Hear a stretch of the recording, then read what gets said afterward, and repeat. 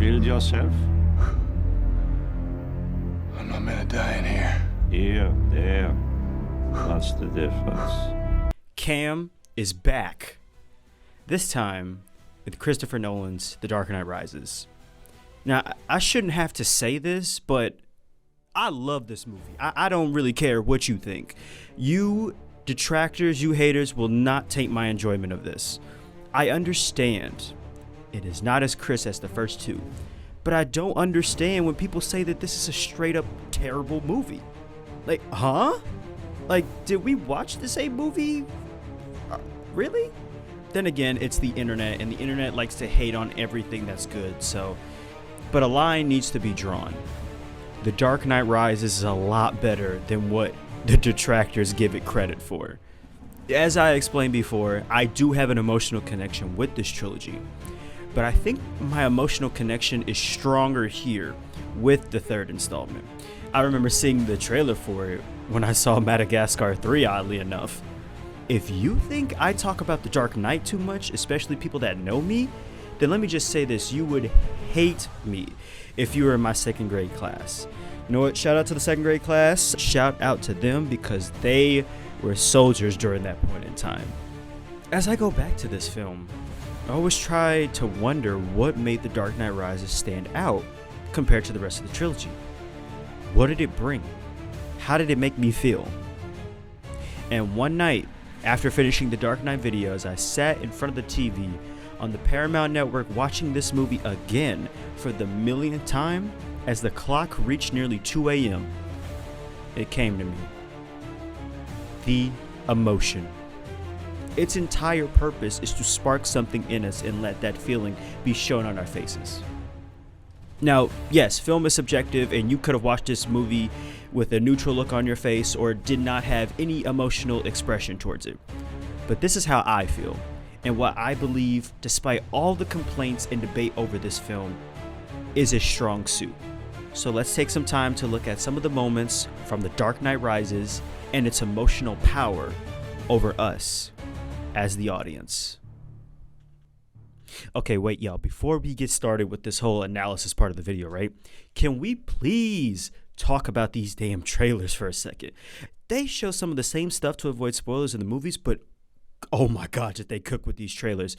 I had to include this portion in here because these are prime examples of what I'm talking about when it comes to the emotion. Like, these make you feel hyped up. These build up the anticipation for the movie. Let's get some of these trailers back. Now, let's get to the actual analysis part of this video. You are as precious to me as you were to your own mother and father. I swore to them that I would protect you, and I haven't. Alfred's character throughout the entire trilogy and in Batman media in general is to be one of the only things that keep him sane. He may be Bruce's butler on the surface to most, but he is a father figure to him, being by his side while also knowing when to tell Bruce the truth. I appreciate the fact that Alfred is not some blind boy, and in most iterations of him in media, doesn't approve of this Batman thing at all. It's one of the many links between The Dark Knight Rises and Batman Begins, with Alfred being very vocal about who Bruce is and should balance. It's what makes Alfred's monologue about his fantasy for Bruce very bittersweet. In the film, Alfred mentions how within the 7 years Bruce was gone, he hoped that he would not come back home and find a new life elsewhere. I had this fantasy that I would look across the tables and I'd see you there with a wife, maybe a couple of kids. You wouldn't say anything to me, nor me to you. But we both know that you'd made it, that you were happy. Seeing everything from these past movies onward, it kind of makes you think a bit like, dang, if only that was the case, right? On the surface, this could very much well seem like Alfred coming off as a foil to Bruce, but it comes off as a warning sign and a concern from a parent. Take the scene with Bruce and Alfred after Bruce's first night out as Batman again. On one side, we're supposed to feel happy, rejuvenated at the fact that Batman is back and he is going to stop Bane. But on one hand, there's something about it that doesn't feel like how it was last time we've seen Batman's first appearance. And even Alfred acknowledges this when it comes to the phrase. You're not Batman anymore. That was then. And you can just strap up your leg and put your mask back on, but that doesn't make you what you were. It always reminds me of the scene from Arkham Origins where we get that popular moment where Alfred confronts Batman. Both understood the threats that are emerging, and Alfred is not confident in Bruce's ability to overcome this problem. And with Alfred leaving us, it hurts, but it won't come back to hurt us until later on. I will not in good conscience allow you to go. You're outmatched by these assassins. What about when you come up against him? What then? I'll fight harder, I always have. You're in over your head, and I don't want this to be your end. And it also means losing someone that I have cared for since I first heard his cries echo through this house. But it might also mean saving your life. Don't you want to know who he was? I know exactly who he was. About John Blake, or Robin, which, for a side note, I know in this movie's universe that's his real full name, but I never really understood the complaints behind it. Yeah, it's a little cheesy, haha, I know who that is, but I hold it more to the same vein as Mr. Reese, aka Mr. Reese from The Dark Knight. Little reference. But I do find his character interesting, that Nolan takes a different approach when it comes to finding a Batman successor, with having the potential successor be a detective who figures out Batman's identity not by logic, but relatability? Okay, hear me out for a second, just hear me out. I know for some, people don't like the fact that Blake knows right off the bat, but I think it's an interesting idea.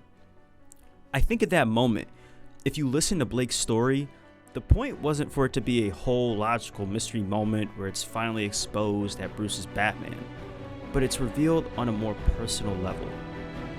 With Blake, we see that there are more people like Bruce out there in the world, that Bruce ain't the only person who struggled. He isn't the only one who has to put up a mask in the world to hide the pain and trauma. That applies to our world too. There are multiple Bruce Waynes or John Blakes out in the world that may not experience the exact thing, but similar. Like myself.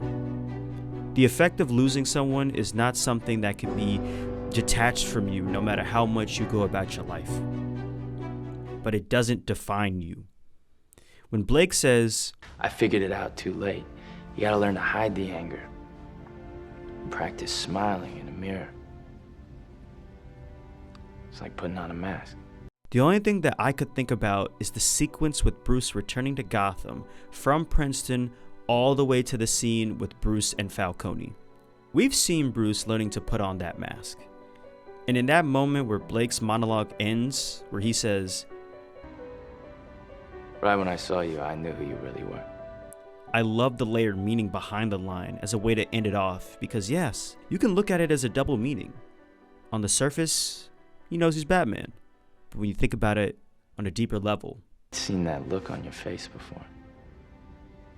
It's the same one I taught myself.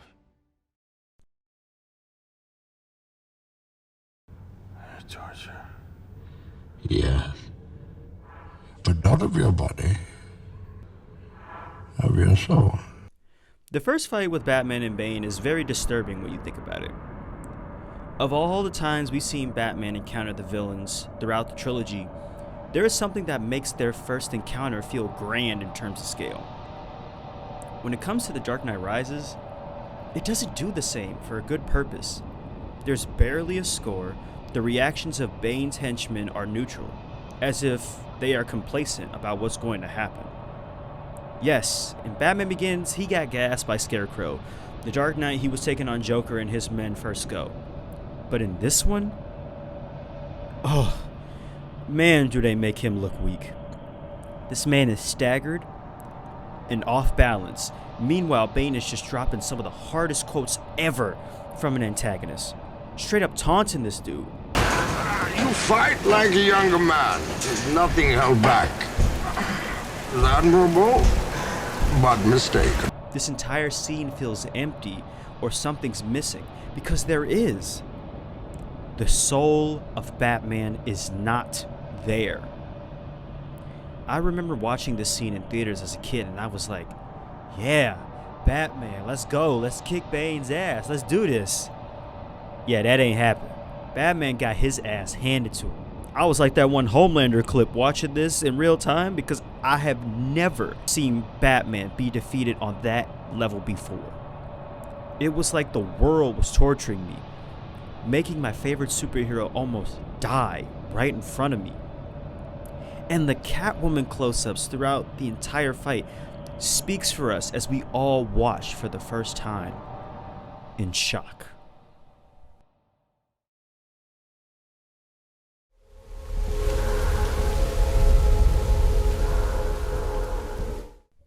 What about Bruce throughout this entire story? Bruce is as broken as we ever seen him in a Batman adaptation on screen. Calling back to what Alfred said earlier in the film, You're not Batman anymore. he may be able to dress up as him again and go out at night like nothing happened, but the soul isn't there. I always say that The Dark Knight Rises is not a Batman-centered movie, but more of a story of Bruce Wayne. Because what I find interesting about Wayne in this story is that he wants to die. In the previous films, he was determined, obsessed, but still had his charm. Meanwhile, in this, he's doubtful, paranoid, and suicidal. The entirety of the second act is Bruce climbing out of the pit, trying and failing like he can just find his way out easily, as Bane said, trying to crush his soul of having faith he could escape. He has to climb out of the pit that is symbolic around the well he fell from as a child, tapping into his fear and finding himself again as Batman. Batman Begins and The Dark Knight Rises share a lot more callbacks and references to each other that I personally don't mind, because I believe it helps makes the trilogy come full circle. Do y'all remember in the movie how Bruce basically got roasted by Falcone about how he wasn't a scary guy just because he was mad and went to confront him due to the fact that he was a rich kid? Yeah, similarity. In The Dark Knight Rises, Tom Conti's character basically tells Bruce a similar thing when it comes to escaping the pit the first time. Because your mommy and your daddy got shot, you know about the ugly side of life, but you don't. You've never tasted desperate. You're Bruce Wayne, the Prince of Gotham. You'd have to go 1,000 miles to meet someone who didn't know your name. So don't... I told you it could not be done. You told me a child did it. But no ordinary child. A child born in hell. Forged from suffering. Hardened by pain. Not a man from privilege. Back to the pit, the buildup is perfect. The fact that he has to climb out of the pit/well he fell from again, with the potential of never being able to pick himself back up, makes this scene so rewarding. All I will say is, it takes a lot of guts to do that, especially when it comes to a movie where he's not Batman nearly compared to the first two. I remember watching this for the first time and felt inspired. And I still get inspired through the soundtrack, the chanting in the background, with the bats coming out of the wall of the pit. It's a true crowd-pleasing moment of the film to see the rebirth of the Batman.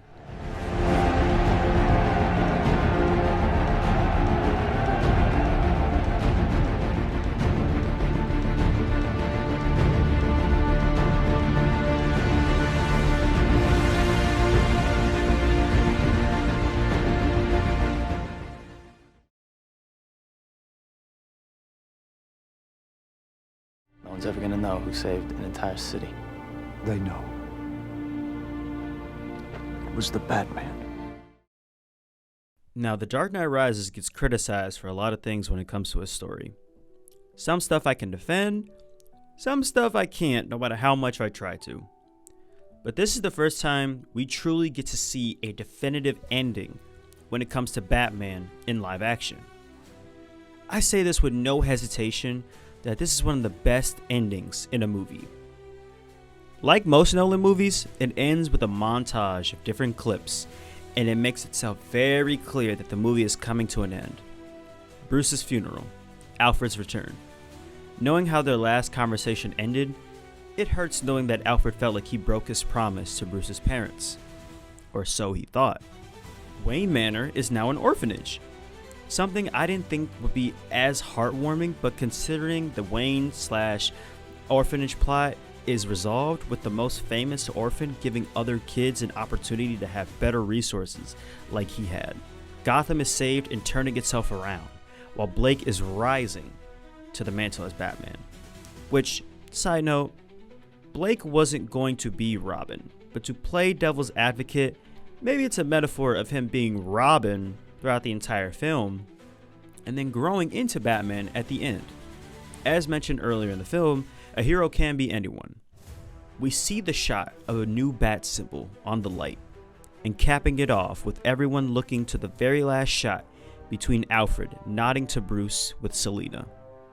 It was a crowd-pleasing moment that I remember having me and my family debating after watching the film. On the surface, it was, yeah, he's still alive! But on the inside, it was bittersweet knowing that our hero is done, but he can finally live. Say whatever you want about if Bruce is meant to be happy or not, or isn't supposed to give up being Batman, but it's such a satisfying moment knowing that our hero was finally able to be at peace and give himself the life he earned. While someone worthy of that mantle is in Gotham as the new Batman. As Blake walks through the water and feels the platform under him rise as the camera pushes into the last remaining drips of water to this black screen, that's the end of the legend. The Dark Knight Rises is almost 12 years old in the making of this, and will be by the time this video comes out. I don't want my point to be shaming people who don't like this movie, but merely as a counter-argument to what I think is a rather misunderstood Batman film. It's bold, it takes risks, and is willing to be an adaptation of A Tale of Two Cities, with a battle for Gotham culminating in one big brawl. This movie isn't lazy or an obligation that Nolan had to maintain. This was possibly one of the hardest things Nolan could do because of the immense pressure of the last film, and trying to top that seemed impossible. Originally, Nolan wasn't going to make a third film because he didn't think that there was a story worth telling. It took a lot finding a story worth telling, but isn't to say that Batman Begins and The Dark Knight Rises don't deserve their appreciation in the same field as their most acclaimed brother. So here's to The Dark Knight Rises. 12 years ago, you illuminated my eyes and delivered something an 8-year-old never knew he wanted and needed in a film. At 20 years old, your influence on me is still visible and stronger than ever. Thank you. You've given them everything.